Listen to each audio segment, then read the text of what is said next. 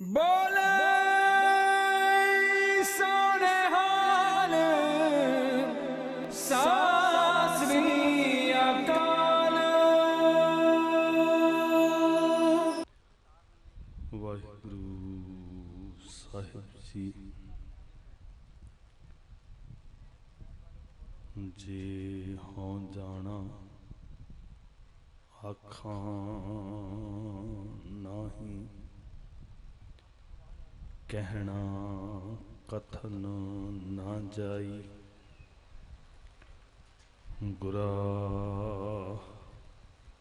एक देह बुझाई, सबना जियां का एक दाता।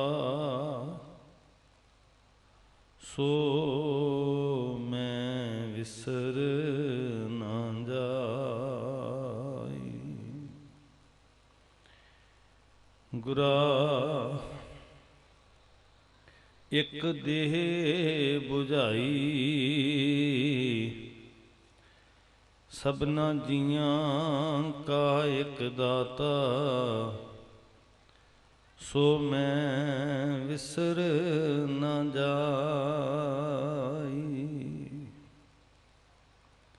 गुरु गोद विच अदब सत्कार सहित सजी गुरु सवारी गुरु रूप साध संगत। वाहिगुरु जी का खालसा वाहिगुरु जी की फतेह। ये अज दा इकट्ठ सधारण इकट्ठ नहीं है, बड़े संवेदनशील मुद्दे उत्ते अज वीर परमपाल सिंह ने गल छेड़ी है। बहुत सूखम है, बड़ा गंभीर है, बड़ा संजीदा है मसला, और मैं ये भी कहांगा भी बड़ा रिस्की है। मेरी बेनती है थोड़ा जिहा इस सतह तक सोच के वेखना, कन्नां दे रास्ते उपर उठिए, थोड़ा जिहा मसले नूं समझण दा यतन करिए। प्रचार दा मनोरथ की है, सफ़र है, सफ़र दी मंजिल की है। जिस सफ़र दी मंजिल ही कोई ना होवे वो सफ़र कादा, वो ते भटकना ही है। जिस सफ़र दा निशाना ही कोई ना होवे वो ते भटकना ही है। मंजिल कदों प्राप्त हुंदी है वो वखरा इशू है। मंजिल कितनी महान है वो साडा टारगेट है, निशाना है। तो जिस सफ़र का निशाना ही कोई ना हो काहदा सफ़र है, वो तो गलियां की खुआरी है। सीधा जिहा शब्द आ वो तो सड़कों की धूड़ फक्कण के बराबर ही। इस सफ़र नूं संजीदगी नाल समझिए। उस सफ़र के रस्ते च जिहड़ियां रुकावटां ने उन्हां दा जिक्र अज बड़ी संजीदगी दे नाल छोया भी उन्हें।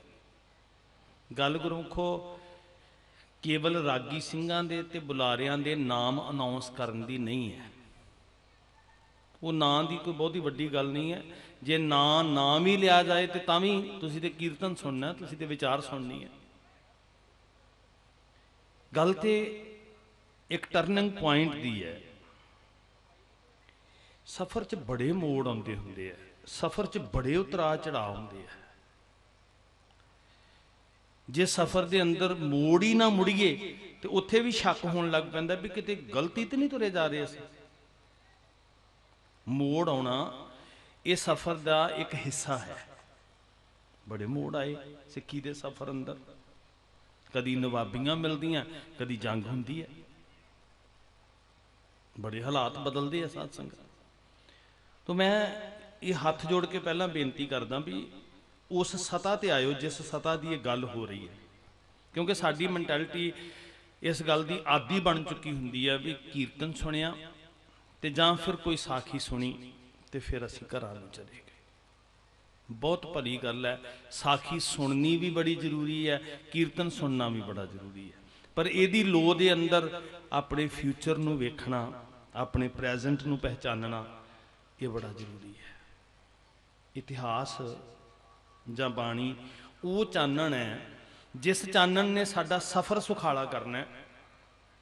ਤੇ ਜਦੋਂ ਬਾਬਿਆਂ ਦੀ ਟੇਕ ਲੈ ਕੇ ਧੰਨ ਬਾਬਾ ਜ਼ੋਰਾਵਰ ਸਿੰਘ, ਬਾਬਾ ਫਤਿਹ ਸਿੰਘ ਜੀ ਦੇ ਕਦਮ ਚਿੰਨ੍ਹਾਂ ਉੱਤੇ ਕਦਮ ਰੱਖ ਕੇ ਯਤਨ ਕੀਤਾ ਗਿਆ ਵੀ ਤੁਹਾਡੇ ਪੈੜਾਂ ਦੇ ਪਿੱਛੇ ਪਿੱਛੇ ਨਾ, ਇਹ ਧੰਨ ਬਾਬਾ ਜ਼ੋਰਾਵਰ ਸਿੰਘ, ਬਾਬਾ ਫਤਿਹ ਸਿੰਘ, ਮਾਂ ਗੁਜਰੀ ਜੀ, ਕਲਗੀਆਂ ਵਾਲੇ ਪਾਤਸ਼ਾਹ ਜੀ ਦੇ ਸਰਬੰਸ ਜੀ, ਅਸੀਂ ਤੁਹਾਡੇ ਪੈੜਾਂ ਦੇ ਪਿੱਛੇ ਪਿੱਛੇ ਪੈਰ ਰੱਖ ਕੇ, ਕਦਮ ਚਿੰਨ੍ਹਾਂ ਉੱਤੇ ਆਪਣੇ ਪੈਰ ਰੱਖ ਕੇ ਅਸੀਂ ਇਸ ਰਾਹ ਦੇ ਪਾਂਧੀ ਬਣਨਾ ਚਾਹੁੰਦੇ ਹਾਂ। ਪਰ ਸਿੱਖੋ, ਇਹ ਗੱਲ ਚੇਤੇ 'ਚ ਰੱਖਿਓ, ਕੱਲਾ ਕੰਨਾਂ ਦਾ ਰਸ ਨਾ ਲਿਓ, ਇੱਕ ਪੈਰ ਅੱਗੇ ਪੁੱਟਣ ਦੀ ਕਸਮ ਖਾ ਕੇ ਤੁਰਿਓ, ਕੌਲ ਕਰਕੇ ਤੁਰਿਓ ਆਪਣੇ ਗੁਰੂ ਨਾਲ, ਫਿਰ ਸਮਝਾਂਗੇ ਵੀ ਮੁਸਾਫਰ ਹਾਂ। ਤੇ ਜੇ 20 ਸਾਲਾਂ ਤੋਂ 40 ਸਾਲਾਂ ਤੋਂ ਪ੍ਰਭਾਤ ਵਾਸੀ, ਮੈਨੂੰ ਵੀ ਬੜੇ ਦੇਰ ਹੋ ਗਈ ਆਉਂਦਿਆਂ ਨੂੰ, ਬੜੇ ਸਮਾਗਮ ਹੁੰਦੇ ਆ, ਵੀਰ ਜਗਦੇਵ ਸਿੰਘ ਹੋਰੀ ਬੈਠੇ ਆ, ਮਾਨਯੋਗ ਜੋਗੀ ਹਰਭਜਨ ਸਿੰਘ ਜੀ ਹੋਰਾਂ ਨੇ ਇੱਥੇ ਬੜਾ ਬੂਟਾ ਲਾਇਆ, ਉਹਨਾਂ ਦੇ ਸੁਪੁੱਤਰ ਵੈਦ ਸੁਖਜਿੰਦਰ ਸਿੰਘ ਜੀ ਬੜਾ ਕਾਰਜ ਕਰ ਰਹੇ ਆ, ਸਫਰੇ ਸ਼ਹਾਦਤ ਲਹਿਰ ਦਾ ਹਿੱਸਾ ਨੇ ਉਹ ਵੀ, ਉਹ ਫਾਈਨੈਂਸ਼ੀਅਲੀ ਬਹੁਤ ਸਾਰੇ ਐਡਵਰਟਾਈਜ਼ਮੈਂਟ ਦੀ ਸੇਵਾ ਬੜੀ ਲੈਂਦੇ ਆ। ਮਾਨਯੋਗ ਸਰਦਾਰ ਨਰਮੈਲ ਸਿੰਘ ਜੌਲਾ ਜੀ ਬੈਠੇ ਆ, ਜਤਿੰਦਰਪਾਲ ਸਿੰਘ ਵੀਰ ਜੀ ਬੈਠੇ ਆ, ਤੁਸੀਂ ਸਾਰੇ ਯਤਨਸ਼ੀਲ ਹੋ, ਪਤਾ ਹੈ। ਪਰ ਇਹਨਾਂ ਸਮਾਗਮਾਂ ਤੋਂ ਬਾਅਦ ਇਹ ਆਊਟਪੁੱਟ ਵੀ ਕਿੰਨੇ ਕਦਮ ਅੱਗੇ ਤੁਰੇ ਅਸੀਂ। ਵੀਰ ਜੀ ਬਾਰ-ਬਾਰ ਇੱਕ ਗੱਲ ਕਹਿੰਦੇ ਹੁੰਦੇ ਆ ਇਹਨਾਂ ਸਮਾਗਮਾਂ ਸਫਰੇ ਸ਼ਹਾਦਤ 'ਚ, ਚਿੰਤਨ ਬੈਠਕ। ਚਿੰਤਨ ਦਾ ਮਤਲਬ ਕੀ ਹੈ ਵੀ ਕਿਆ ਤੈਂ ਖੱਟਿਆ ਕਹਾਂ ਗਵਾਇਆ, એનર્ਜੀ ਕਿੰਨੀ ਲੱਗੀ ਹੈ, ਆਊਟਪੁੱਟ ਕਿੰਨੀ ਨਿਕਲੀ ਹੈ। ਨਿੱਠ ਕੇ ਬੈਠ ਕੇ, ਮੈਂ ਫਿਰ ਬੇਨਤੀ ਕਰਾਂ, ਅੱਜ ਤੇ ਮਾਫੀ 'ਚ ਰੱਖਿਓ, ਮੇਰਾ ਪ੍ਰੋਫੈਸ਼ਨ ਵੀ ਹੈ, ਮੇਰੀ ਰੋਜੀ ਰੋਟੀ ਦਾ ਸਾਧਨ ਵੀ ਹੈ, ਬਹੁਤੀ ਵਾਰੀ ਤੇ ਸਟੇਜਾਂ ਦੀ ਕਲਾਕਾਰੀ ਬਣ ਕੇ ਰਹਿ ਗਈ। ਆਰਟ ਹੈ ਇੱਕ ਆਰਟ। ਮੈਂ ਤੁਹਾਨੂੰ ਕਿੰਨਾ ਕੁ ਭਾਵੁਕ ਕਰਦਾ, ਮੈਂ ਤੁਹਾਨੂੰ ਕਦੀ ਵੀਰ ਰਸ ਵਿੱਚ ਲੈ ਕੇ ਜਾਵਾਂ, ਕਦੀ ਕਰੁਣਾ ਰਸ ਵਿੱਚ ਲੈ ਕੇ ਜਾਵਾਂ, 9 ਰਸਾਂ ਦੀ ਖੇਡ ਵਿੱਚ ਐ ਕਈ ਵਾਰੀ ਤਾਂ ਅਸੀਂ ਖਿਡਾ ਰਹੇ ਹੁੰਦੇ ਹਾਂ ਸੰਗਤ ਨੂੰ। ਆਰਟ ਬਣ ਕੇ ਰਹਿ ਗਿਆ, ਇੱਕ ਸਟੇਜ ਦੀ ਕਲਾਕਾਰੀ ਬਣ ਕੇ ਰਹਿ ਗਈ, ਕੇਵਲ ਪ੍ਰੋਫੈਸ਼ਨ ਦੇ ਤੌਰ ਤੇ।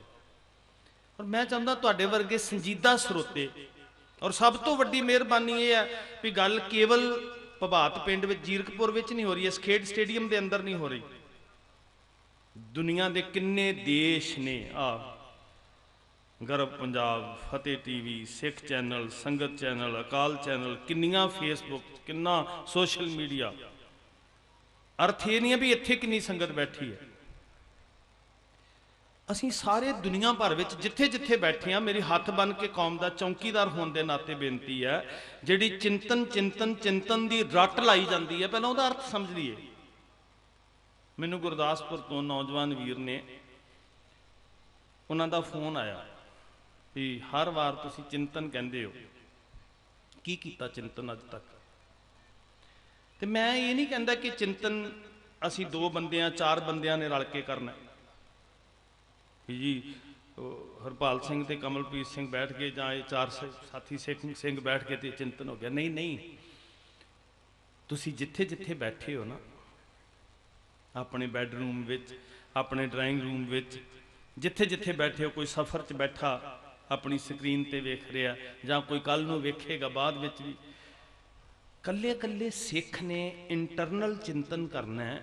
ਤੇ ਉਹ ਚਿੰਤਨ ਬਾਣੀ ਦੀ ਇਸ ਪੰਕਤੀ ਦੀ ਬੁਨਿਆਦ ਉੱਤੇ ਆ, ਕਿਆ ਤੈਂ ਖੱਟਿਆ ਕਹਾਂ ਗਵਾਇਆ। ਇਹਦਾ ਆਖਰੀ ਅਰਥ ਪਤਾ ਕੀ ਹੈ? ਰਾਤ ਨੂੰ ਬਾਣੀਏ ਵਾਂਗ ਹਿਸਾਬ ਕਰਨਾ। ਜਿਹੜਾ 500 ਰੁਪਏ ਦਾ ਸਮਾਨ ਰੋਡ ਦੇ ਕਿਨਾਰੇ ਤੇ ਫੜੀ ਵਿਛਾ ਕੇ ਬੈਠਾ ਨਾ, ਉਹ ਵੀ ਹਿਸਾਬ ਕਰਦਾ ਵੀ ਮੈਂ ਰੁਪਈਆ 500 ਦਾ ਸਮਾਨ ਖਰੀਦਿਆ ਸੀ ਤੇ 500 ਤੋਂ 700 ਬਣਿਆ ਕਿ ਜਾਂ 500 ਤੋਂ 300 ਰਹਿ ਗਿਆ। ਕਰਦਾ ਨਾ? ਜੇ ਨਹੀਂ ਕਰੇਗਾ ਤੇ ਕੀ ਹੋਏਗਾ? ਬਿਜ਼ਨਸ ਕਹਿੰਦਾ ਵੀ ਦੁਕਾਨ ਉੱਜੜ ਜਾਏਗੀ। ਮੇਰੇ ਵੀਰ ਬੈਠੇ MBA ਕੀਤੀ ਹੈ ਨਾ, ਤੇ ਬਿਜ਼ਨਸ ਚਲਾ ਰਹੇ, ਉਹਨਾਂ ਨੂੰ ਪਤਾ ਜ਼ਿਆਦਾ, ਨਹੀਂ ਤੇ ਉੱਜੜ ਜਾਏਗਾ ਨਾ ਬਿਜ਼ਨਸ। ਆ ਹੈ ਸਾਡਾ ਬਿਜ਼ਨਸ, ਜਿਹੜਾ ਮੰਥਨ ਹੈ, ਜਿਹੜਾ ਚਿੰਤਨ ਹੈ। ਅਰਥ ਇਹ ਨਹੀਂ ਹੈ ਵੀ ਸਫਰੇ ਸ਼ਹਾਦਤ ਹੋ ਰਿਹਾ ਜਾਂ ਹੋਰ ਗੁਰਮਤਿ ਸਮਾਗਮ ਹੋ ਰਹੇ ਆ। ਸ਼੍ਰੋਮਣੀ ਗੁਰਦੁਆਰਾ ਪ੍ਰਬੰਧਕ ਕਮੇਟੀ ਨੇ ਇੱਕ ਮੁਕੰਮਲ ਤਗੜੀ ਲਹਿਰ ਪੈਦਾ ਕੀਤੀ ਆ, ਬੜੀ ਵਧੀਆ ਗੱਲ ਹੈ। ਸਾਰੀਆਂ ਸੰਸਥਾਵਾਂ, ਕਿਸੇ ਦੀ ਨੀਅਤ ਤੇ ਸ਼ੱਕ ਨਹੀਂ ਮੈਂ ਕਰਦਾ, ਕਿਸੇ ਦਾ 1% ਯੋਗਦਾਨ ਹੈ, ਕਿਸੇ ਦਾ 99% ਯੋਗਦਾਨ ਹੈ। ਪੋਜ਼ਿਟਿਵ ਸੋਚੀਏ, ਗਲਾਸ ਅੱਧਾ ਖਾਲੀ ਨਾ ਵੇਖੀਏ। ਚਲੋ ਕੁਛ ਤੇ ਹੈ ਨਾ, ਜਿੰਨੀ ਜਿੰਨੀ ਵਿੱਤ ਹੈ, ਜਿੰਨੀ ਜਿੰਨੀ ਸਮਰੱਥਾ ਹੈ। ਪੈਸਾ ਤੇ ਕੌਮ ਦਾ ਲੱਗ ਰਿਹਾ ਨਾ, ਬੈਠੀ ਤੇ ਕੌਮ ਹੈ ਨਾ, ਸਮਾਂ ਤੇ ਕੌਮ ਦਾ ਲੱਗ ਰਿਹਾ, એનર્ਜੀ ਤੇ ਕੌਮ ਦੀ ਲੱਗ ਰਹੀ ਹੈ। ਇੰਨੀ ਗਰਮੀ ਹੈ, ਪਸੀਨੇ ਛੁੱਟ ਰਹੇ ਆ, ਔਰ ਤੁਹਾਡਾ ਤਪ ਹੈ, ਇਸ ਤਪ ਦੇ ਵਿੱਚੋਂ ਰਿਜ਼ਲਟ ਕੀ ਹੈ, ਇਹ ਚਿੰਤਨ ਹੈ। ਤੇ ਬਾਣੀ ਦੀ ਪੰਕਤੀ ਮੈਂ ਆਧਾਰ ਬਣਾ ਰਿਹਾ, ਕਿਆ ਤੈਂ ਖੱਟਿਆ। ਅਰਥ ਬੜੇ ਸੌਖੇ ਜਿਹੇ ਆ, ਮੈਂ ਫਿਰ ਵੀ ਇਹਦੀ ਸਪਸ਼ਟ ਕਰਨਾ ਚਾਹੁੰਦਾ ਵੀ ਪ੍ਰੋਫਿਟ ਕੀ ਹੈ ਤੇ ਲਾਸ ਕੀ ਹੈ। ਕਿਆ ਤੈਂ ਖੱਟਿਆ ਕਹਾਂ ਗਵਾਇਆ, ਮੋਟਾ ਜਿਹਾ ਸਿਧਾਂਤ ਹੈ। ਸਮਾਗਮ ਕਰਕੇ ਸਾਡੀ ਚਰਚਾ ਪਤਾ ਕੀ ਹੁੰਦੀ ਹੈ, ਸਾਡੇ ਰਾਗੀ ਬੜੇ ਵਧੀਆ ਸੀ ਦੂਜੇ ਜਥੇਬੰਦੀ ਨਾਲੋਂ, ਸਾਡਾ ਲੰਗਰ ਬੜਾ ਵਧੀਆ ਸੀ ਦੂਜੀ ਜਥੇਬੰਦੀ ਨਾਲੋਂ, ਸਾਡੀ ਭੀੜ ਬਹੁਤ ਜ਼ਿਆਦਾ ਸੀ ਦੂਜੀ ਜਥੇਬੰਦੀ ਨਾਲੋਂ। ਕਿਉਂ ਇਦਾਂ ਦੀ ਜਿੱਦ ਵਿੱਚ ਪਏ ਹਾਂ, ਮੇਰੀ ਭੀੜ, ਮੇਰੀ ਪਬਲਿਕ, ਫਿਰ ਉਹਦਾ ਪ੍ਰਦਰਸ਼ਨ ਕਰਦੇ ਹਾਂ ਅਸੀਂ ਵੀ ਮੇਰੀ ਵੇਖੋ ਸਾਰਿਆਂ ਤੋਂ ਵੱਡੀ ਭੀੜ। ਕਿਉਂ? ਗੁਰੂ ਦੇ ਮਾਰਗ ਉੱਤੇ ਭੀੜਾਂ ਦੀ ਗਿਣਤੀ ਨਹੀਂ ਹੁੰਦੀ। ਇੱਥੇ ਤੇ ਸਾਨੂੰ ਬਾਪੂ ਸਮਝਾ ਰਹੇ ਆ ਸੱਚ ਦੇ ਰਾਹ ਉੱਤੇ ਇਹ ਪੈਮਾਨਾ ਹੀ ਗਲਤ ਹੈ ਤੇਰਾ। ਜੇ ਤੂੰ ਵੀ ਇਦਾਂ ਜੇ ਧਰਮ ਦੀ ਦੁਨੀਆ 'ਚ ਖਾਸ ਕਰਕੇ ਇਦਾਂ ਸੋਚਿਆ ਜਾ ਰਿਹਾ ਕਿ ਮੈਂ ਪ੍ਰਦਰਸ਼ਿਤ ਕਰਨਾ ਚਾਹੁੰਦਾ, ਵੇਖੋ ਮੇਰੇ ਪਿੱਛੇ ਭੀੜ, ਤੇ ਫਿਰ ਜਿਨ੍ਹਾਂ ਨੂੰ ਕੋਸਦੇ ਪਏ ਆ ਉਹਨਾਂ 'ਚ ਤੇ ਧਰਮੀਆਂ 'ਚ ਕਾਹਦਾ ਫਰਕ ਹੈ? ਭੀੜਾਂ ਨੂੰ ਉਹ ਵੇਚ ਰਹੇ ਨੇ, ਭੀੜਾਂ ਨੂੰ ਅਸੀਂ ਵੇਚੀ ਜਾਈਏ, ਫਿਰ ਕੀ ਫਰਕ ਹੈ ਸਾਧ ਸੰਗਤ? ਧਰਮ ਦੀ ਦੁਨੀਆ ਵਿੱਚ ਇੱਥੇ ਤੇ ਕੱਲਾ ਹੀ ਪ੍ਰਹਿਲਾਦ ਕਹਿੰਦਾ ਵੀ ਆਦ ਸੱਚ ਜੁਗਾਦ ਸੱਚ। ਸਾਰਾ ਦੇਸ਼ ਕਹਿ ਰਿਹਾ ਹੈ, ਐਜੂਕੇਸ਼ਨ ਦੇਣ ਵਾਲਾ ਟੀਚਰ ਕਹਿ ਰਿਹਾ ਹੈ, ਜਨਮ ਦੇਣ ਵਾਲੀ ਮਾਂ ਕਹਿ ਰਹੀ ਹੈ ਵੀ ਪ੍ਰਹਿਲਾਦ ਕਹਿ ਦੇ ਵੀ ਜਦੇ ਹਰਨਾਕਸ਼ ਥਲੇ ਹਰਨਾਕਸ਼। ਕੀ ਫਰਕ ਪੈਂਦਾ? ਇੱਕ ਬੋਲ ਕਹਿਣਾ ਜ਼ਿੰਦਗੀ ਬਚ ਜਾਏਗੀ, ਵੇਖ ਮੁਸੀਬਤਾਂ ਦਾ ਪਹਾੜ ਤੇਰੇ ਸਿਰ ਤੇ ਆ। ਉਹ ਕਹਿੰਦਾ ਨਾ, ਸਮਝ ਆ ਗਈ ਨਾ ਉਹਨੂੰ।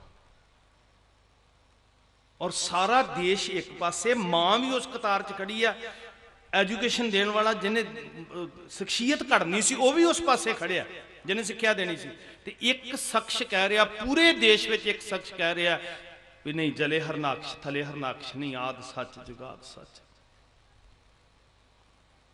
ਸਾਡੀ ਮੈਂਟੈਲਿਟੀ, ਸਾਡੇ ਤੇ ਅਸਰ ਹੋ ਗਿਆ, ਅਸਲ 'ਚ ਅਸਰ ਹੋ ਗਿਆ।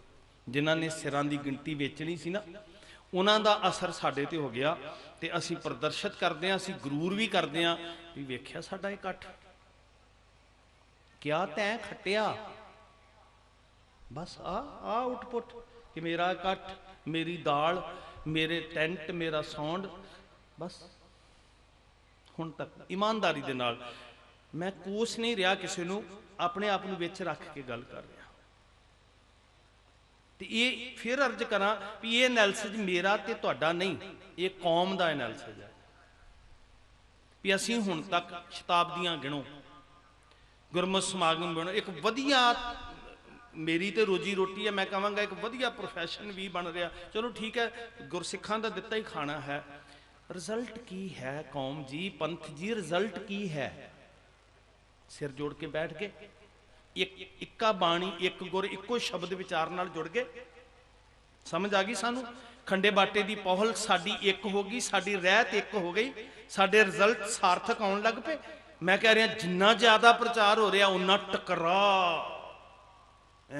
ਜਿਹੜੀ ਗੱਲ ਵੀਰ ਕਹਿ ਰਿਹਾ ਸੀ, ਨੀਲੀਆਂ ਪੱਗਾਂ, ਚਿੱਟੀਆਂ ਪੱਗਾਂ, ਗੋਲ ਪੱਗਾਂ ਕਿ ਤਿੱਖੀਆਂ ਪੱਗਾਂ, ਕਿਆ ਤੈਂ ਖੱਟਿਆ? 20 ਸਾਲਾਂ 'ਚ ਆਊਟਪੁੱਟ ਕੀ, 30 ਸਾਲਾਂ 'ਚ ਆਊਟਪੁੱਟ ਕੀ ਹੈ? ਈਰਖਾ, ਦਵੈਖ, ਨਫ਼ਰਤ ਘਟੀ ਹੈ ਜਾਂ ਵਧੀ ਹੈ? ਜਾਤਾਂ ਬਰਾਦਰੀਆਂ ਦੇ ਨਾਂ ਤੇ ਗੁਰਦੁਆਰੇ ਮੁੱਕ ਗਏ। ਸਾਡੇ ਘਰਾਂ ਵਿੱਚੋਂ ਅੰਧ ਵਿਸ਼ਵਾਸ, ਭਰਮ, ਅਗਿਆਨਤਾ ਮੁੱਕ ਗਈ। 40 ਸਾਲ ਹੋ ਗਿਆ ਜੀ ਸਾਨੂੰ ਜੁੜਿਆਂ ਨੂੰ, ਅਖੰਡ ਪਾਠ ਸਾਹਿਬ ਕਰਵਾਉਂਦਿਆਂ ਨੂੰ। ਕਿਆ ਤੈਂ ਖੱਟਿਆ ਕਹਾਂ ਗਵਾਇਆ, ਲਾਸ ਕੀ ਹੈ ਤੇ ਪ੍ਰੋਫਿਟ ਕੀ ਹੈ? ਫਿਰ ਜਿਹੜਾ ਲਾਸ ਹੋਇਆ ਉਹ ਕਿੱਥੇ ਹੋਇਆ? ਆਹ ਬੜਾ ਕੀਮਤੀ ਨੁਕਤਾ ਹੈ। ਕਹਾਂ, ਕਿੱਥੇ ਕਿੱਥੇ ਗਵਾਚਾ? ਆਹ ਚਿੰਤਨ ਸੀ। ਤੁਸੀਂ, ਮੈਂ ਕਹਿੰਦਾ ਚੜ੍ਹਦੀ ਕਲਾ 'ਚ ਰਹੋ, ਢਹਿੰਦੀ ਕਲਾ 'ਚ ਨਹੀਂ ਮੈਂ ਤੁਹਾਨੂੰ ਲੈ ਕੇ ਜਾਣਾ ਚਾਹੁੰਦਾ, ਪਰ ਝੂਠੀ ਤਸੱਲੀ ਵੀ ਨਾ ਦਈਏ ਆਪਣੇ ਆਪ ਨੂੰ। ਐਵੇਂ ਹੀ ਨਾ ਆਪਣੀ ਪਿੱਠ ਥੱਪ ਥਪਾ ਕੇ ਤੇ ਆਪਣੀ ਸੈਟਿਸਫੈਕਸ਼ਨ, ਨਿੱਜੀ ਸੈਟਿਸਫੈਕਸ਼ਨ ਵੀ ਨਾ ਜੀ ਮੈਂ ਤਾਂ ਬਹੁਤ ਕੁਝ ਕਰ ਰਿਹਾ। ਇਹ ਕਥਾ, ਇਹ ਕੀਰਤਨ, ਇਹ ਸਮਾਗਮ ਇੱਕ ਕਲਾਕਾਰੀ ਨਹੀਂ ਹੈ। ਮੇਰਾ ਅੰਦਾਜ਼, ਮੇਰੀ ਬਿਆਨਗੀ, ਮੇਰੇ ਹਾਵ ਭਾਵ ਨਹੀਂ ਭਾਈ, ਇੱਥੇ ਕੌਮ ਦਾ ਖੂਨ ਲੱਗ ਰਿਹਾ ਹੈ, ਕੌਮ ਦਾ ਪਸੀਨਾ ਵਹਿ ਰਿਹਾ ਹੈ, ਤੁਹਾਡੀ ਘਾਲਣਾ ਹੈ, ਕਿਰਤ ਕਮਾਈ ਹੈ। ਤੇ ਇਹ ਜਿਹੜੀ ਦੀਵਾਰ ਦੀ ਤਸਵੀਰ ਹੈ ਨਾ, ਇਹ ਸਾਨੂੰ ਸਵਾਲ ਕਰਦੀ, ਇਹਨੂੰ ਲੈ ਕੇ ਤੁਰੇ ਹੋਏ ਹਾਂ ਅਸੀਂ, ਵੀ ਅਸੀਂ ਉਸ ਦੀਵਾਰ ਦੇ ਸਾਏ ਹੇਠਾਂ ਬੈਠ ਕੇ ਤੁਹਾਡੇ ਨਾਲ ਗੱਲਾਂ ਕਰਨ ਲੱਗੇ ਹਾਂ ਵੀ ਆਪਣੇ ਆਪਣੇ ਘਰਾਂ ਨੂੰ ਇਮਾਨਦਾਰੀ ਨਾਲ ਫੋਲ ਕੇ ਦੱਸੋ ਵੀ ਕੀ ਰਿਜ਼ਲਟ ਨਿਕਲਿਆ। ਔਰ ਅੰਦਰ ਬੈਠ ਕੇ ਚਿੰਤਨ ਕਰਿਓ, ਆਪਣੇ ਆਪਣੇ ਘਰ ਦੇ ਅੰਦਰ ਆਪਣੇ ਪਰਿਵਾਰ ਨੂੰ ਨਾਲ ਬਿਠਾ ਕੇ, ਆਪਣੇ ਬੱਚਿਆਂ ਨੂੰ ਨਾਲ ਬਿਠਾ ਕੇ, ਤੇ ਉਹਨਾਂ ਦੀ ਜ਼ਿੰਦਗੀ ਵਿੱਚੋਂ, ਆਪਣੇ ਵਿਵਹਾਰਕ ਜੀਵਨ ਦੇ ਵਿੱਚੋਂ, ਆਪਣੇ ਸਮਾਜਿਕ ਜੀਵਨ ਦੇ ਅੰਦਰੋਂ ਇਹ ਕੱਢੀਏ ਰਿਜ਼ਲਟ ਵੀ ਕਿੱਥੇ ਤੱਕ ਪਹੁੰਚ ਗਏ। ਅੱਜ ਚਾਹੀਦਾ ਸੀ ਦੁਨੀਆ ਤੁਹਾਡੇ ਵੱਲ ਵੇਖ ਰਹੀ ਹੁੰਦੀ ਵੀ ਜਿਉਣਾ ਸਿੱਖਣਾ ਤੇ ਇਹਨਾਂ ਕੋਲੋਂ ਸਿੱਖੋ। ਤੇ ਸਾਰੇ ਪਿੰਡ ਨੂੰ ਪਤਾ ਵੀ ਜਿਹੜੇ ਨਰਕ ਵਿੱਚ ਪਿੰਡ ਡੁੱਬਦਾ ਪਿਆ, ਉੱਥੇ ਸਰਦਾਰ ਜੀ ਡੁੱਬ ਰਹੇ ਆ। ਸੱਚਾਈ ਕਿ ਨਹੀਂ ਸਾਡੇ ਜੀਵਨ ਤੇ? ਜਿਹੜੇ ਕੋਈ ਰੂਹਾਂ ਹੈਗੀਆਂ ਨੇ ਉਹਨਾਂ ਨੂੰ ਮੇਰੀ ਨਮਸਕਾਰ ਹੈ। ਅੱਜ ਜਿਹੜਾ ਸੰਜੀਦਗੀ ਦੇ ਨਾਲ ਮੁੱਦਾ ਵਿਚਾਰਨ ਵਾਲਾ, ਜਿਹਨੂੰ ਛੋਹ ਲਿਆ ਵੀਰ ਨੇ, ਏਕਤਾ, ਸੈਕੂਲਰਿਜ਼ਮ, ਰਾਸ਼ਟਰਵਾਦ, ਬੜੀਆਂ ਚੰਗੀਆਂ ਗੱਲਾਂ ਨੇ। ਏਕਤਾ, ਇਹ ਜਿਸ ਧਰਤੀ ਤੇ ਅਸੀਂ ਬੈਠੇ ਆ ਨਾ, ਇਹਦੇ ਤੋਂ ਵੱਡੀ ਧਰਮ ਨਿਰਪੱਖਤਾ ਹੋਰ ਕੋਈ ਨਹੀਂ। ਤੇ ਧਰਮ ਨਿਰਪੱਖਤਾ ਦਾ ਮੁਖੌਟਾ ਉਹ ਨਹੀਂ ਵੀ ਜਦੋਂ ਸੀਜ਼ਨ ਆਇਆ ਉਦੋਂ ਵੱਖਰੀਆਂ ਵੱਖਰੀਆਂ ਕੌਮਾਂ ਦੇ ਕਤਲੋਗਾਰਦ ਕਰਵਾ ਦਿੱਤੀ, ਦੰਗੇ ਕਰਵਾ ਦਿੱਤੇ, ਤੇ ਜਦੋਂ ਸਿੰਘਾਸਨ ਮਿਲ ਗਿਆ ਉਦੋਂ ਕੁਝ ਹੋਰ ਰੂਪ ਵਰਤਣ ਲਈ ਕੁਝ ਹੋਰ ਰੂਪ। ਇਹ ਧਰਤੀ ਉੱਤੇ ਇੱਕ ਬੜਾ ਵੱਡਾ ਇਤਿਹਾਸ ਹੈ ਜਿੱਥੇ ਅਸੀਂ ਬੈਠੇ ਹਾਂ। ਦਰਗਾਹੀ ਸ਼ਾਹ ਫਕੀਰ ਸ਼ਰਧਾ ਦੀ ਮੂਰਤ ਹੈ, ਖੁਦਾ ਪ੍ਰਸਤ ਹੈ, ਅੱਲਾ ਦੀ ਇਬਾਦਤ ਕਰਨ ਵਾਲਾ ਹੈ, ਹਰ ਵੇਲੇ ਰੱਬੀ ਭਾਉ ਵਿੱਚ ਜਿਉਂਦਾ ਹੈ, ਤੇ ਅੰਦਰ ਭਿੱਜਿਆ ਪਿਆ ਸ਼ਰਧਾ ਵਿੱਚ। ਇਹਦੇ ਕੰਨਾਂ 'ਚ ਸੋ ਪਈ ਕਿਤੇ ਗੁਰੂ ਨਾਨਕ ਦੇ ਘਰ ਤੇ, ਜਿੱਦਾਂ ਤੁਸੀਂ ਸੁਣ ਰਹੇ ਹੋ। ਆਇਆ ਰਿਜ਼ਲਟ ਜੋ ਸੁਣ ਰਹੇ ਹੋ ਨਾ, ਇਹ ਬੀਜ ਹੈ। ਤੇ ਜੇ ਬੀਜ ਤੋਂ ਪੌਦਾ ਨਾ ਬਣੇ, ਪੌਦੇ ਤੋਂ ਬੂਰ ਨਾ ਲੱਗੇ, ਬੂਰ ਤੋਂ ਫਲ ਨਾ ਪਏ, ਫਲ ਵਿੱਚ ਰਸ ਨਾ ਪਏ, ਕੀ ਲੈਣਾ ਉਸ ਫਸਲ ਤੋਂ? ਫਿਰ ਭਲਾ ਕੀ ਬੀਜਿਆ? ਫਿਰ ਅਸੀਂ, ਜ਼ਿਮੀਂਦਾਰ ਕਹਿੰਦਾ ਚਲੋ ਖੇਤ ਵਾਹੋ, ਕੱਖ ਵੀ ਨਹੀਂ ਨਿਕਲਿਆ ਇਹਦੇ 'ਚ। ਆ ਬੀਜ ਹੈ ਤੇ ਰਸ ਤੱਕ ਪਹੁੰਚਣਾ, ਪਿਰਮ ਪਿਆਲਾ ਖਸਮ ਦਾ ਪੀਣਾ।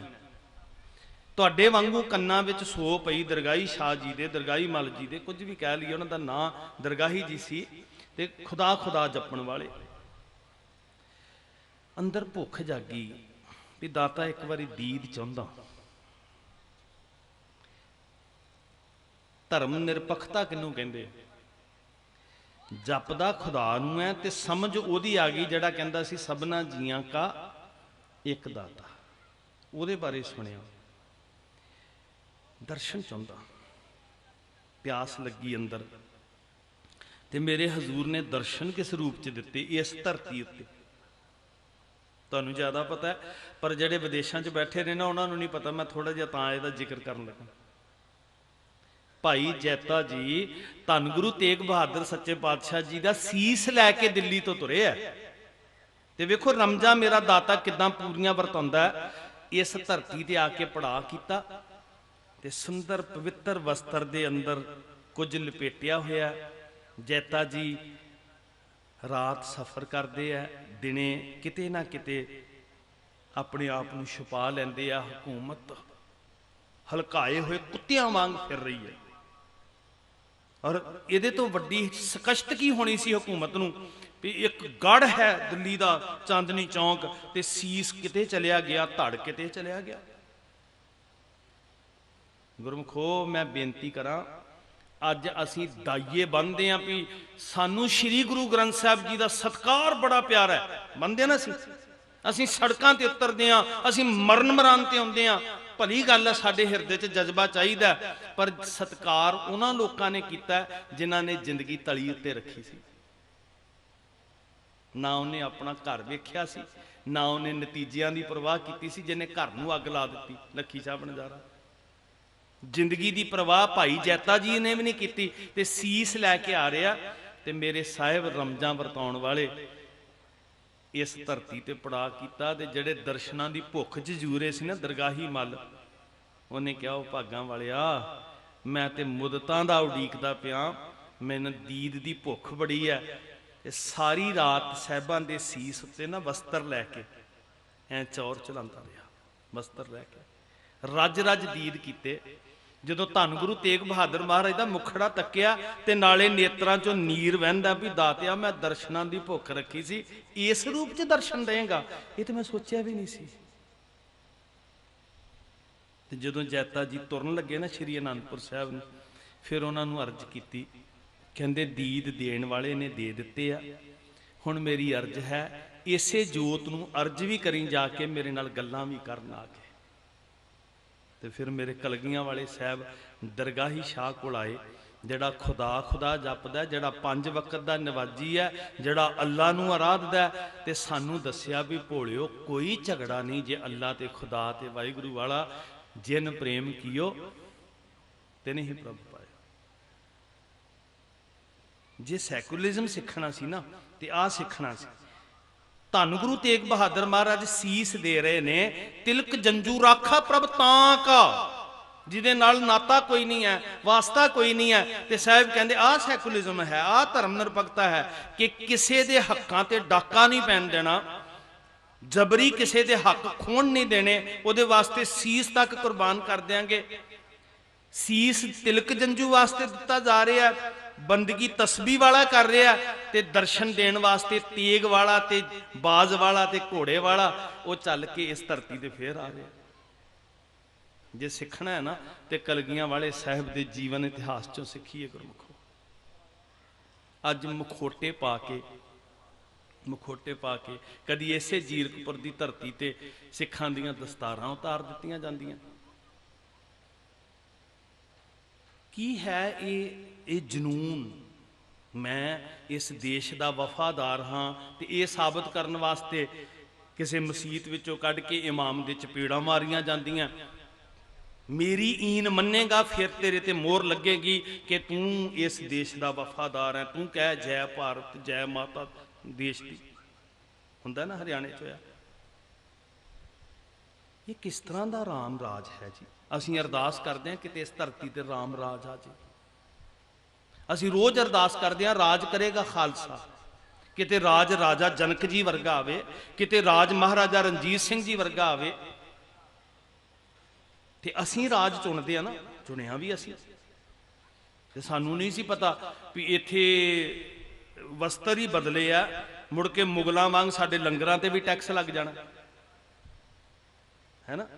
ਵੀ ਜਿੱਥੋਂ ਗਰੀਬਾਂ ਦਾ ਢਿੱਡ ਭਰਦਾ ਹੈ, ਜਿਹਨੂੰ ਕਿਤੇ ਆਸਰਾ ਨਹੀਂ। ਔਰ ਯਕੀਨਨ ਮੈਂ ਇਹ ਗੱਲ ਗੁਰਮੁਖੋ ਆਪ ਆਪਣੇ ਪਿੰਡੇ ਤੇ ਹੰਡਾਈ ਹੋਈ ਹੈ ਵੀ ਜਿਹਦੇ ਜੇਬ ਵਿੱਚ ਰੁਪਈਏ 5 ਨਹੀਂ ਸੀ ਨਾ ਹੁੰਦੇ, ਉਹ ਕਹਿੰਦਾ ਸੀ ਚਲੋ ਕੋਈ ਗੱਲ ਨਹੀਂ, ਸਾਰਾ ਦਿਨ ਸ਼ਹਿਰ ਕੰਮ ਕਰਕੇ ਤੇ ਗੁਰੂ ਦੇ ਘਰ 'ਚ ਪ੍ਰਸ਼ਾਦਾ ਛਕ ਲਵਾਂਗਾ ਜਾ ਕੇ।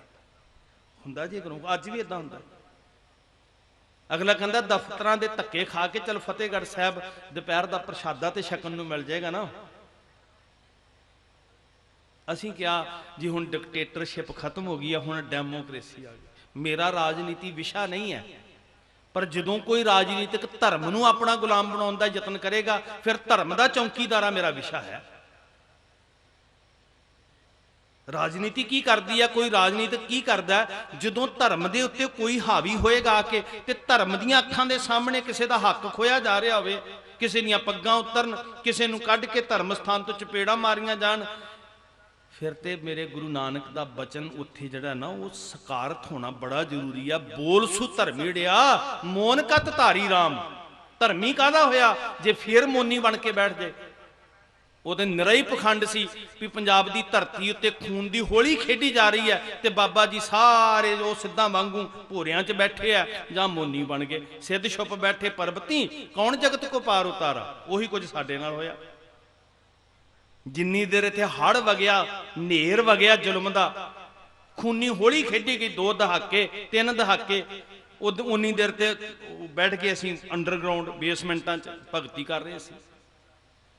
ਜੇ ਧਰਮੀ ਹੈ ਤੇ ਸਾਹਿਬ ਕਹਿੰਦੇ ਆ ਫਿਰ ਤੇਰੀਆਂ ਅੱਖਾਂ ਦੇ ਸਾਹਮਣੇ ਇਨਸਾਨੀਅਤ ਦਾ ਕਤਲ ਹੋਵੇ, ਤੂੰ ਚੁੱਪ ਕਰਕੇ ਬੈਠਾ ਤੇ ਸ਼ੱਕ ਪੈਂਦਾ ਤੂੰ ਧਰਮੀ ਨਹੀਂ ਹੈ। ਕੋਈ ਕਵੇ ਨਾ ਵੀ ਸ਼ਮਾ ਬਲ ਰਹੀ ਹੈ ਤੇ ਪਰਵਾਨਾ ਕਿਹਾ ਵੀ ਪਰਵਾਨਾ ਕਹਿੰਦਾ ਮੈਂ ਵੇਖ ਕੇ ਆਉਂਦਾ ਵੀ ਸ਼ਮਾ ਬਲਦੀ ਹੈ ਕਿ ਨਹੀਂ, ਤੇ ਆ ਕੇ ਦੱਸਦਾ ਵੀ ਬਲਦੀ ਪਈ ਸੀ। ਇਹ ਪ੍ਰਵਾਨ ਹੀ ਨਹੀਂ ਕੀਤਾ ਜਾ ਸਕਦਾ ਵੀ ਇਹ ਪਰਵਾਨਾ ਹੈ, ਢੋਂਗੀ ਹੋਏਗਾ।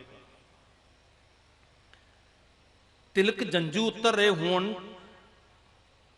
ਕੱਢ ਕੇ ਧਰਮ ਸਥਾਨਾਂ ਤੋਂ ਚਪੇੜਾਂ ਮਾਰੀਆਂ ਜਾ ਰਹੀਆਂ ਹੋਣ, ਕਿਸੇ ਦਾ ਸੱਤ ਭੰਗ ਹੋ ਰਿਹਾ ਹੋਵੇ, ਕਿਸੇ ਦੀਆਂ ਦਸਤਾਰਾਂ ਉਤਾਰੀਆਂ ਜਾ ਰਹੀਆਂ ਹੋਣ, ਤੇ ਅਸੀਂ ਕਹੀਏ ਵੀ ਨਹੀਂ ਜੀ ਅਸੀਂ ਤੇ ਧਰਮੀ ਹਾਂ, ਅਸੀਂ ਤੇ ਬੋਲਣਾ ਹੀ ਨਹੀਂ। ਔਰੰਗਜ਼ੇਬੀ ਸਿਸਟਮ ਜਿਹੜਾ ਹੈ ਨਾ, ਉਹਨੂੰ ਜਰਨ ਵਾਲਾ ਵੀ ਅਧਰਮੀ ਹੈ, ਪਾਪੀ ਹੈ। ਸੋ ਇਹ ਧਰਤੀ ਸੰਦੇਸ਼ ਦੇ ਰਹੀ ਹੈ, ਦਰਗਾਹੀ ਸ਼ਾਹ ਦੀ ਬੰਦਗੀ, ਕਲਗੀਧਰ ਪਿਤਾ ਦਾ ਪ੍ਰੇਮ ਤੇ ਗਲਵਕੜੀ 'ਚ ਲੈ ਕੇ ਮਿਲਣਾ। ਅੱਲਾ ਅੱਲਾ ਕਹਿਣ ਵਾਲੇ ਨੂੰ ਵਾਹਿਗੁਰੂ ਵਾਹਿਗੁਰੂ ਜਪਾਉਣ ਵਾਲਾ ਗਲਵਕੜੀ 'ਚ ਲੈ ਕੇ ਮਿਲ ਰਿਹਾ। ਤਸਬੀਹ ਵਾਲੇ ਨੂੰ ਤੇਗ ਵਾਲਾ ਜੱਫੀ ਪਾ ਕੇ ਮਿਲ ਰਿਹਾ। ਆਹ ਹੈ ਗੁਰੂ ਗੋਬਿੰਦ ਸਿੰਘ ਜੀ ਦਾ ਸਿਧਾਂਤ।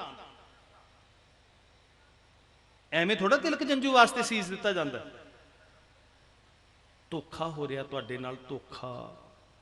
ਰੂਪ ਵਟਾ ਕੇ, ਭੇਖ ਵਟਾ ਕੇ, ਮੁਖੋਟੇ ਪਾ ਕੇ ਤੁਹਾਨੂੰ ਠੱਗਿਆ ਜਾ ਰਿਹਾ। ਤੇ ਠਗਾਉਣ, ਆਪਣੇ ਆਪ ਨੂੰ ਠਗਾਉਣ ਵਾਲਿਆਂ ਦੇ ਵਿੱਚ ਉਹ ਕੋਈ ਅਰਥ ਨਹੀਂ ਹੈ ਵੀ ਕਿਹੜਾ ਹਿੰਦੂ ਹੈ, ਕਿਹੜਾ ਮੁਸਲਮਾਨ ਹੈ, ਕਿਹੜਾ ਈਸਾਈ, ਕਿਹੜਾ ਸਿੱਖ ਹੈ। ਠੱਗਣ ਵਾਲਾ ਸਾਰਿਆਂ ਨੂੰ ਠੱਗ ਰਿਹਾ ਹੈ।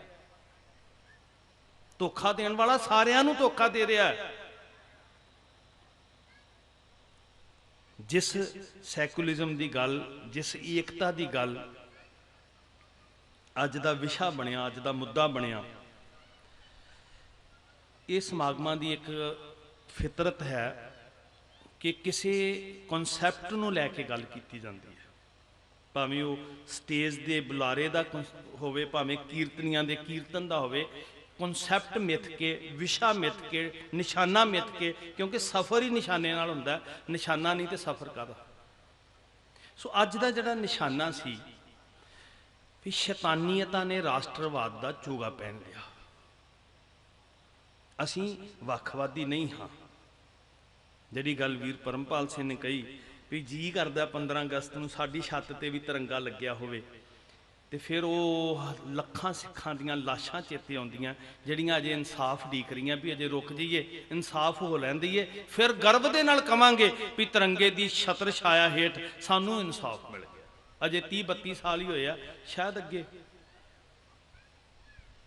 ਜੀ ਸਾਡਾ ਵੀ ਕਰਦਾ। ਅਸੀਂ ਵੱਖਵਾਦੀ ਨਹੀਂ, ਰਾਸ਼ਟਰ ਸਾਡੇ ਕਰਕੇ ਆ, ਸਾਡੇ ਪੁਰਖਿਆਂ ਦੇ ਖੂਨ ਕਰਕੇ ਇਹ ਤਿਰੰਗੇ ਦਾ ਰੰਗ ਗਾੜਾ ਹੈ। 90% ਕੁਰਬਾਨੀਆਂ ਦੇਣ ਵਾਲੇ, ਫਾਂਸੀਆਂ ਤੇ ਚੜ੍ਹਨ ਵਾਲੇ, ਆਪਣੀਆਂ ਜਾਇਦਾਦਾਂ ਕੁਰਕ ਕਰਵਾਉਣ ਵਾਲੇ, ਕਾਲੇ ਪਾਣੀ 'ਚ ਜ਼ਿੰਦਗੀ ਗਾਲਣ ਵਾਲੇ। ਕਿਤੇ ਡਾਕਟਰ ਦੀਵਾਨ ਸਿੰਘ ਕਾਲੇ ਪਾਣੀ ਦਾ ਇਤਿਹਾਸ ਪੜ੍ਹ ਕੇ ਵੇਖਿਓ। ਮੈਂ ਉਸ ਧਰਤੀ ਤੇ ਮਹੀਨਾ ਰਹਿ ਕੇ ਤੇ ਉਹ ਮਿੱਟੀ ਵਿੱਚੋਂ ਉਹਨਾਂ ਦੀ ਕੁਰਬਾਨੀ ਦੀ ਖੁਸ਼ਬੂ ਲੈ ਕੇ ਆਇਆ। ਉੱਥੋਂ ਦੇ ਜਿਹੜੇ ਜੰਗਲਾਂ 'ਚ ਰਹਿਣ ਵਾਲੇ ਲੋਕ ਨੇ ਨਾ, ਉਹ ਵੀ ਡਾਕਟਰ ਸਾਹਿਬ ਨੂੰ ਚੇਤੇ ਕਰਕੇ ਰੋ ਪੈਂਦੇ ਆ। ਤੇ ਜਿਹਦੇ ਵਾਰਸ ਜਿਹੜੇ ਆ, ਉਹ 32-32 ਸਾਲਾਂ ਤੋਂ ਜਾਨਵਰਾਂ ਨੂੰ ਇਦਾਂ ਕੋਹ ਕੇ ਨਹੀਂ ਮਾਰਿਆ ਜਾਂਦਾ ਜਿੱਦਾਂ ਦਿੱਲੀ ਦੀ, ਹਿੰਦੁਸਤਾਨ ਦੀ ਰਾਜਧਾਨੀ 'ਚ ਸਿੱਖ ਮਾਰੇ ਗਏ। ਦੋਸ਼ ਕੀ ਸੀ? ਸਿੱਖ। ਕਿਸੇ ਨੇ ਨਹੀਂ ਪੁੱਛਿਆ ਵੀ ਤੇਰੀ ਗੋਤ ਢਿੱਲੋਂ ਹੈ ਕਿ ਗਿੱਲ ਹੈ ਕਿ ਤੂੰ ਕੋਈ ਹੋਰ ਹੈ, ਕਿਹੜੇ ਛੱਜ ਬੰਨੀ ਫਿਰਦੇ ਆ। ਅਗਲੇ ਨੇ ਸਾਡੀ ਪਹਿਚਾਣ ਇਹ ਰੱਖੀ ਸੀ ਵੀ ਇਹ ਸਿੱਖ ਹੈ। ਗੁਰੂਦੇਵ ਜੀ ਨੇ ਸਾਨੂੰ ਪਿਆਰ ਦਾ ਜਜ਼ਬਾ ਦਿੱਤਾ ਹੈ। ਉਸੇ ਪਿਆਰ ਦੇ ਜਜ਼ਬੇ 'ਚ ਅਸੀਂ ਜਿਸ ਧਰਤੀ ਤੇ ਰਹਿੰਦੇ ਹਾਂ ਉਹਦੀ ਅਸੀਂ ਕਰਜ਼ਦਾਰ ਹਾਂ। ਅੱਜ ਸਿੱਖ ਵਿਸ਼ਵੀਕਰਨ ਵਿੱਚ ਸਭ ਤੋਂ ਅੱਗੇ ਹੈ। ਇਹਦੇ 'ਚ ਨੋ ਡਾਊਟ ਵੀ ਸਿੱਖੀ ਕਿਸੇ ਦੇਸ਼ ਕਾਲ ਦੀਆਂ ਹੱਦਾਂ ਦੀ ਮੁਤਾਜ ਨਹੀਂ ਹੈ, ਪਰ ਫਿਰ ਵੀ ਜਿਸ ਧਰਤੀ ਤੇ ਸਿੱਖ ਬਹਿੰਦਾ ਉਸ ਧਰਤੀ ਦਾ ਵਫਾਦਾਰ ਹੈ। ਜਿਸ ਘਰ ਵਿੱਚ ਸਿੱਖ ਬਹਿੰਦਾ ਉਸ ਘਰ ਦਾ ਵਫਾਦਾਰ ਹੈ। ਜੇ ਦੁਸ਼ਮਣ ਦੇ ਘਰ ਵਿੱਚੋਂ ਵੀ ਸਿੱਖ ਨੇ ਗਰਾਹੀ ਛਕ ਲਈ ਨਾ, ਤੇ ਉਹ ਕਹਿੰਦਾ ਸੀ ਨਹੀਂ ਤੇਰਾ ਮੇਰੇ ਸਿਰ ਤੇ ਕਰਜ਼ਾ ਹੈ ਮਿੱਤਰਾ, ਮੈਂ ਆਪਣੀ ਜ਼ਿੰਦਗੀ ਦੇ ਕੇ ਵੀ ਕਰਜ਼ਾ ਉਤਾਰਾਂਗਾ। ਸਾਡਾ ਇਤਿਹਾਸ ਗਵਾਹੀ ਦਿੰਦਾ। ਮੈਂ ਫਿਰ ਅਰਜ਼ ਕਰ ਰਿਹਾ, ਇਹ ਸਾਡੀ ਸੁਭਾਅ ਦਾ ਹਿੱਸਾ ਹੈ ਵਫਾ ਕਮਾਉਣੀ। ਵੈਸੇ ਸਿੱਖੀ ਦੇਸ਼ ਕਾਲ ਦੀਆਂ ਹੱਦਾਂ ਦੀ ਮੁਤਾਜ ਨਹੀਂ ਹੈ। ਵੇਖੋ, ਇਮਾਨਦਾਰੀ ਦੇ ਨਾਲ, ਮੇਰੀ ਨੀਅਤ ਤੇ ਸ਼ੱਕ ਨਾ ਕਰਨਾ, ਮੈਂ ਜਿਹੜੀ ਅਰਜ਼ ਕਰ ਰਿਹਾ, ਦੇਸ਼ ਦਾ ਤਿਰੰਗਾ ਝੁੱਲਣਾ 15 ਅਗਸਤ ਨੂੰ, ਬੜਾ ਫਖਰ ਹੈ। ਆਜ਼ਾਦੀ ਆਜ਼ਾਦੀ। ਵੈਸੇ ਮੈਂ ਕਿਸੇ ਦੀ ਪੀੜਾ ਭਰੇ ਬੋਲ ਪੜ੍ਹੇ ਸੀ, ਉਹ ਕਹਿੰਦੇ ਵੀ ਸਾਡੇ ਤੇ ਦਾਦਾ ਜੀ ਕਹਿੰਦੇ ਹੁੰਦੇ ਸੀ ਹੱਲੇ, ਕਤਲੋ ਗਾਰਦ, ਰੌਲਾ,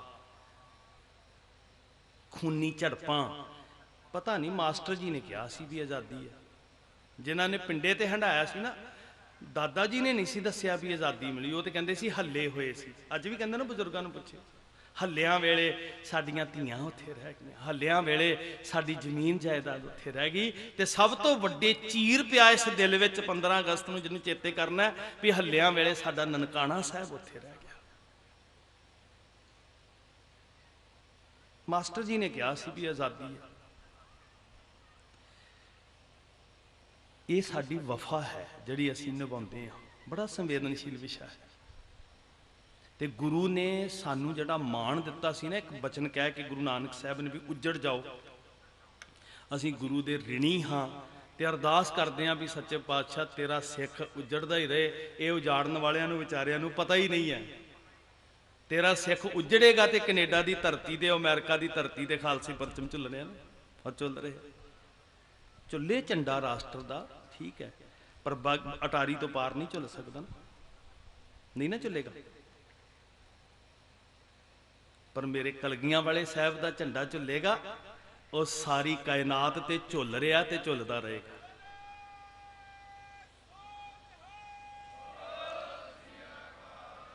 ਇਹ ਕੰਧਾਂ ਦੀ ਵਲਗਣ ਵਿੱਚ ਸਿੱਖ ਨਹੀਂ ਕੈਦ ਹੋ ਸਕਦਾ। ਵਫਾ ਕਮਾਉਣੀ ਸਾਡਾ ਧਰਮ ਹੈ।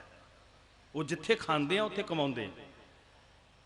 ਦੁਨੀਆ ਦੇ ਕਿਸੇ ਖਿੱਤੇ 'ਚ ਵੀ ਹੋਈਏ, ਪਿਆਰ ਸਿਖਾਇਆ ਸਾਨੂੰ ਸਾਡੇ ਸਤਿਗੁਰੂ ਜੀ ਨੇ, ਇਨਸਾਨੀਅਤ ਵਾਸਤੇ ਕੁਰਬਾਨ। ਮੈਂ ਨੌਜਵਾਨੀ ਨੂੰ ਖਾਸ ਕਰਕੇ ਬੇਨਤੀ ਕਰਾਂਗਾ, ਭਾਈ ਕਨ੍ਹਈਆ ਜੀ ਛਕਾਉਣ ਜਲ, ਤੇ ਤੁਸੀਂ ਗਾਥਾ ਸੁਣੀ ਹੋਈ ਹੈ।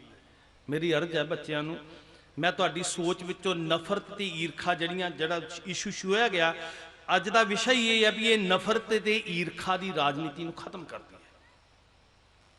ਚੰਦ ਬੰਦੇ ਨੇ ਜਿਹੜੇ ਇਦਾਂ ਦੇ ਕਤਲੋਗਾਰਤ ਤੇ ਦੰਗਿਆਂ ਨੂੰ ਜਨਮ ਦਿੰਦੇ, ਚੰਦ ਬੰਦੇ।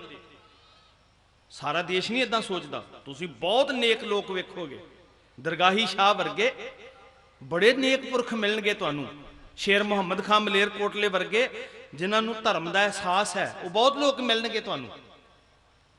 ਦੀਵਾਨ ਟੋਡਰਮਲ ਦੇ ਦਰਸ਼ਨ ਹੋ ਜਾਣਗੇ ਤੁਹਾਨੂੰ, ਬਾਬਾ ਮੋਤੀ ਰਾਮ ਮਹਿਰਾ ਜੀ ਦੇ ਦਰਸ਼ਨ ਹੋ ਜਾਣਗੇ ਤੁਹਾਨੂੰ, ਚਿੰਤਾ ਨਹੀਂ ਕੋਈ ਵੀ। ਗੁਰੂ ਨੇ ਜੋ ਸਿਖਾਇਆ ਸੀ ਉਹਦੀ ਚਰਚਾ ਕਰਕੇ ਅਸੀਂ ਚਾਹੁੰਦੇ ਹਾਂ ਅੰਦਰੋਂ ਨਫ਼ਰਤ ਮੁੱਕ ਜੇ। ਤੇ ਇਹ ਨਾ ਸੋਚੀਏ ਵੀ ਦੂਜਿਆਂ ਚੋਂ ਨਹੀਂ ਮੁੱਕਦੀ, ਅਸੀਂ ਆਪਣੇ ਆਪ ਤੋਂ ਸ਼ੁਰੂ ਕਰੀਏ। ਨਾ ਕੋ ਬੈਰੀ ਨਹੀਂ ਬਿਗਾਨਾ। ਭਾਈ ਕਨ੍ਹਈਆ ਜੀ ਜਲ ਛਕਾਉਣ ਦੀ ਸੇਵਾ ਕਰ ਰਹੇ ਸੀ।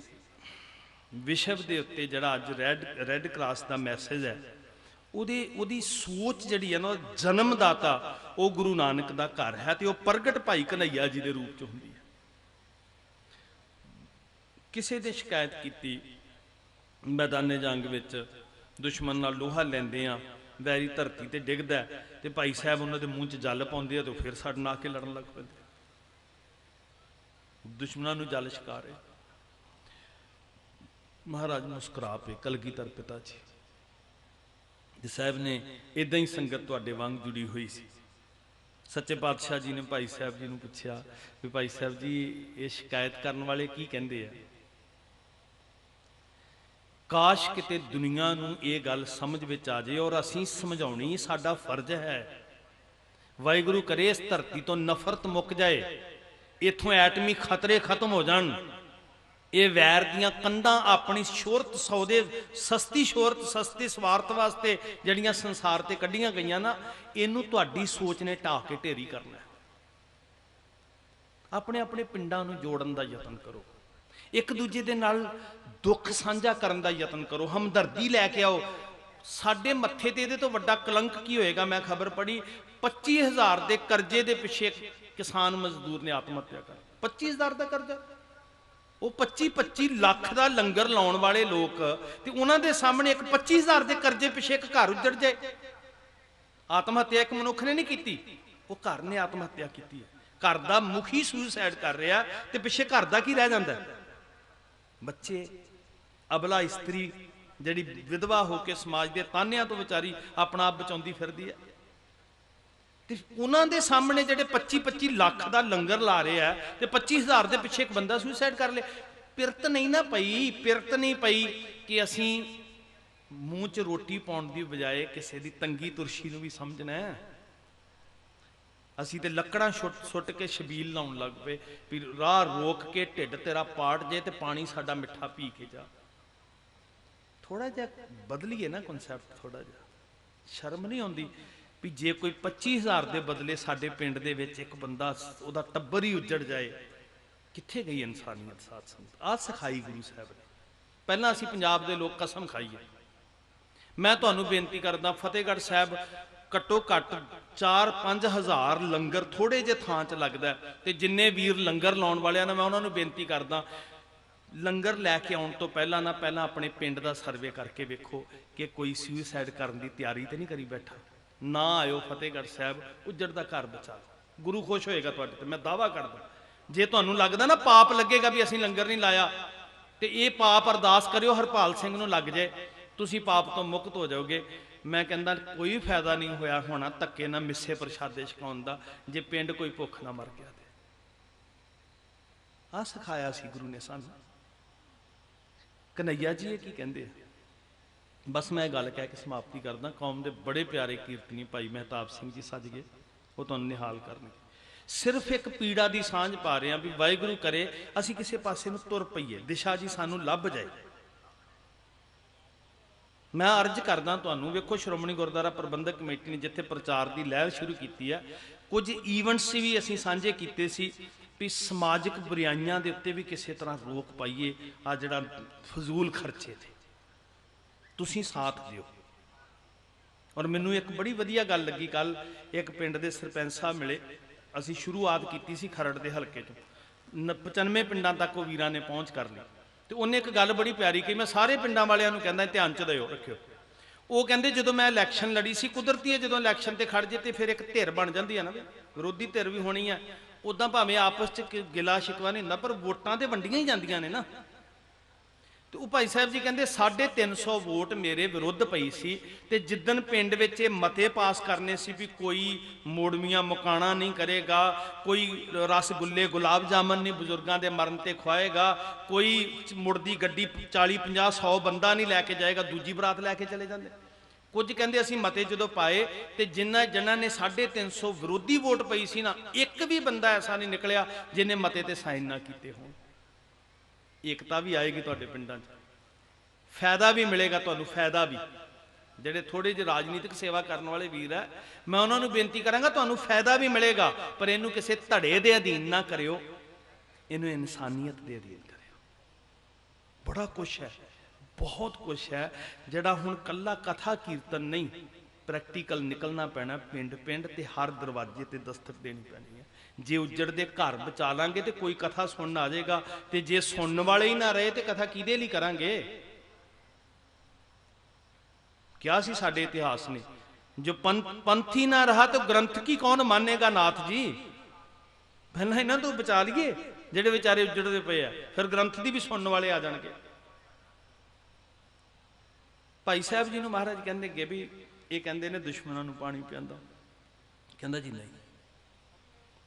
ਹੁਣ ਜਿਨ੍ਹਾਂ ਨੇ ਸ਼ਿਕਾਇਤ ਕੀਤੀ ਸੀ ਆਪਣੀ ਆਪਣੀ ਸੋਚ, ਉਹ ਕਹਿੰਦੇ ਅਸੀਂ ਵੇਖਿਆ। ਮਹਾਰਾਜ ਕਹਿਣ ਲੱਗੇ ਵੀ ਪਹਾੜੀ ਰਾਜੇ ਹਿੰਦੂ ਨੇ, ਉਹਨਾਂ ਨਾਲ ਜੰਗ ਹੋ ਰਹੀ ਹੈ, ਹਿੰਦੂਆਂ ਨੂੰ ਪਿਆਇਆ? ਕਹਿੰਦੇ ਜੀ ਨਹੀਂ। ਆ ਪੱਲੇ 'ਚ ਬੰਨਣਾ ਸਿੱਖ ਲਈਏ, ਕਲੇਸ਼ ਖਤਮ ਹੋ ਜਾਏਗਾ। ਔਰ ਤੁਸੀਂ ਰਿਪਰੈਜ਼ੈਂਟੇਟਿਵ ਨੁਮਾਇੰਦਗੀ ਕਰਨ ਵਾਲੇ ਹੋ, ਤੁਹਾਡੇ ਹੱਥ ਵਿੱਚ ਗੁਰੂ ਨੇ ਨੁਮਾਇੰਦਗੀ ਬਖਸ਼ਿਸ਼ ਕੀਤੀ ਹੈ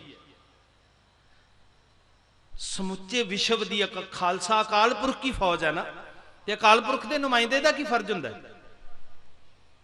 ਮਾਤਾ ਧਰਤ ਮਹੱਤ ਦੀ ਗੱਲ ਵੀਰ ਨੇ ਕੀਤੀ, ਤੇ ਇਸ ਅਸੀਂ ਤੇ ਕਾਲ ਦੇਸ਼, ਇਹ ਤੇ ਬੜੀਆਂ ਛੋਟੀਆਂ ਗੱਲਾਂ ਨੇ, ਸਾਰੀ ਧਰਤੀ ਤੱਕ ਦੀ ਸੋਚ ਰੱਖਣੀ ਹੈ। ਨੁਮਾਇੰਦੇ ਦਾ ਕੋਈ ਫਰਜ਼ ਬਣਦਾ ਨਾ। ਇਹ ਗੱਲ ਜੇ ਸਮਝ ਲਵਾਂਗੇ ਦੁਨੀਆ 'ਚ ਸ਼ਾਂਤੀ ਆ ਜਾਏਗੀ। ਕਹਿੰਦੇ ਜੀ ਹਿੰਦੂ ਪਹਾੜੀ ਰਾਜਿਆਂ ਨੂੰ ਪਿਆਇਆ? ਕਹਿੰਦੇ ਨਹੀਂ। ਕਹਿੰਦੇ ਮੁਗਲ ਮੁਸਲਮਾਨ ਜਿਹੜੇ ਲੜ ਰਹੇ ਆ ਉਹਨਾਂ ਨੂੰ ਪਿਆਇਆ ਪਾਣੀ? ਕਹਿੰਦੇ ਨਹੀਂ। ਫਿਰ ਮਹਾਰਾਜ ਨੇ ਕਿਹਾ ਵੀ ਸਿੱਖਾਂ ਨੂੰ ਪਿਆਇਆ? ਤੇ ਜਿਹੜੇ ਸ਼ਿਕਾਇਤ ਕਰਨ ਵਾਲੇ ਸੀ ਉਹ ਵੇਖਣ, ਕਹਿੰਦੇ ਵੀ ਝੂਠ ਬੋਲ ਰਿਹਾ ਭਾਈ ਕਨਈਆ ਜੀ। ਹਿੰਦੂਆਂ ਨੂੰ ਕਿਹਾ? ਕਹਿੰਦੇ ਨਹੀਂ। ਮੁਸਲਮਾਨਾਂ ਨੂੰ ਕਿਹਾ? ਕਹਿੰਦੇ ਨਹੀਂ।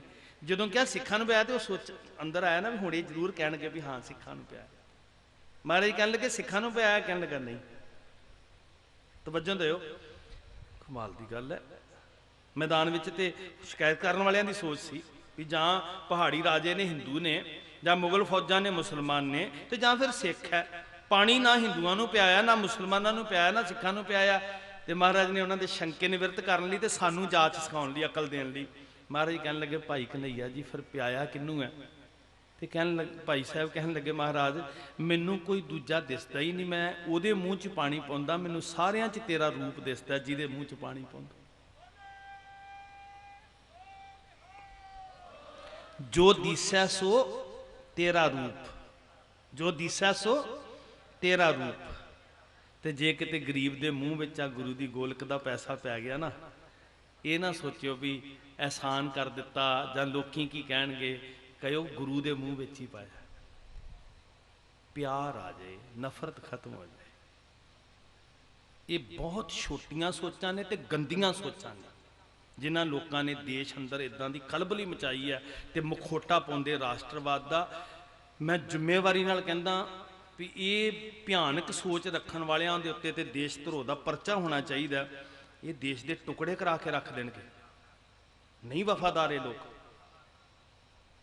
ਜੇ ਤਿਰੰਗੇ ਦੀ ਸ਼ਾਨ ਵੇਖਣੀ ਹੈ ਨਾ ਤੇ ਉਹ ਇਹ ਸਿੱਖਾਂ ਦੇ ਡੁੱਲੇ ਹੋਏ ਖੂਨ ਕਰਕੇ ਆ। ਇਹਨਾਂ ਕੋਲੋਂ ਸਿੱਖੋ ਰਾਸ਼ਟਰਵਾਦ ਜੇ ਸਿੱਖਣਾ, ਜਿਨ੍ਹਾਂ ਪੁਰਖਿਆਂ ਨੇ ਫਾਂਸੀਆਂ ਦੇ ਰੱਸੇ ਚੁੰਮੇ ਸੀ। ਨਫ਼ਰਤ ਮੁੱਕ ਜਾਏ, ਵੈਰ ਮੁੱਕ ਜਾਏ ਤੇ ਤੁਸੀਂ ਜੂ ਕੇ ਸਿਖਾਓ, ਜੂ ਕੇ ਵੀ ਅਸੀਂ ਪੱਗਾਂ ਲਾਉਣ ਵਾਲਿਆਂ ਵਿੱਚ ਨਹੀਂ, ਅਸੀਂ ਜੰਜੂ ਬਚਾਉਣ ਵਾਲਿਆਂ ਵਿੱਚ ਹਾਂ, ਅਸੀਂ ਉਸ ਗੁਰੂ ਦੇ ਸਿੱਖ ਹਾਂ। ਬਖਸ਼ਿਸ਼ ਕਰਨ ਮਹਾਰਾਜ। ਪੈਂਡਾ ਬੜਾ ਵਿਖੜਾ ਹੈ, ਮੰਜ਼ਲ ਐ ਸਾਹਮਣੇ ਖੜੀ ਆਵਾਜ਼ਾਂ ਮਾਰ ਰਹੀ ਹੈ, ਬਸ ਪੈਰ ਰੱਖਿਓ, ਗੁਰੂ ਉਂਗਲੀ ਫੜ ਕੇ ਤੋਰਨਗੇ। ਮਹਾਰਾਜ ਤੁਹਾਨੂੰ ਬਲ ਬਖਸ਼ਣ, ਜਿੱਥੇ ਜਿੱਥੇ ਵਸਦੇ ਹੋ ਭਾਈ ਕਨ੍ਹਈਏ ਵਾਲੀ ਬਿਰਤੀ ਲੈ ਕੇ ਕਲਗੀਆਂ ਵਾਲੇ ਪਾਤਸ਼ਾਹ ਦੀ ਸਿੱਖਿਆ ਨੂੰ ਅਮਲ 'ਚ ਲਿਆਇਓ।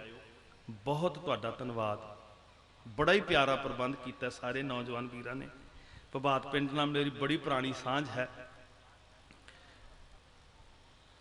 ਲਾਈਟ ਐਂਡ ਟੈਂਟ ਦੀ ਸੇਵਾ ਸੁਰਜੀਤ ਸਿੰਘ ਵੀਰ, ਸੁਰਜੀਤ ਲਾਈਟ ਵਾਲੇ, ਉਹਨਾਂ ਫਰੀ ਵੀਰ ਜੀ ਨੇ ਬਹੁਤ ਪਿਆਰੀ ਸੇਵਾ ਕੀਤੀ ਹੈ। ਸਾਰੇ ਜਿੰਨੇ ਜਿੰਨੇ ਤੇ ਹੁਣ ਮੈਂ ਨਾਂ ਲਵਾਂਗਾ, ਇੱਕ ਇੱਕ ਚਿਹਰਾ ਮੇਰੇ ਸਾਹਮਣੇ ਆ। ਮਾਵਾਂ ਭੈਣਾਂ, ਸਤਿਕਾਰਯੋਗ ਸੰਗਤ, ਸਾਰਿਆਂ ਦਾ ਬਹੁਤ ਧੰਨਵਾਦ। ਗੁਰੂ ਸਾਹਿਬ ਦੇ ਚਰਨਾਂ 'ਚ ਅਰਦਾਸ ਕਰਿਓ ਕਿ ਕਾਫਲਾ ਵੱਡਾ ਹੁੰਦਾ ਜਾਵੇ ਤੇ ਅਸੀਂ ਬੋਲਦੇ ਬੋਲਦੇ ਨਾ, ਵੇਖੋ ਬੋਲਣਾ ਵੀ ਇੱਕ ਸੀਮਾ 'ਚ ਹੀ ਆ, ਕੁਛ ਪ੍ਰੈਕਟੀਕਲ ਵੀ ਨਾਲ ਹੁਣ ਸ਼ੁਰੂ ਕਰ ਲਈਏ। ਤੁਸੀਂ ਬਾਹਾਂ ਬਣਿਓ, ਨਹੀਂ ਤੇ ਆਪਣੇ 'ਚ ਕੋਈ ਸਮਰੱਥਾ ਨਹੀਂ। ਅਸੀਸ ਦੇਣੀ ਜੀ। ਵਾਹਿਗੁਰੂ ਜੀ ਕਾ ਖਾਲਸਾ, ਵਾਹਿਗੁਰੂ ਜੀ ਕੀ ਫਤਿਹ। बोले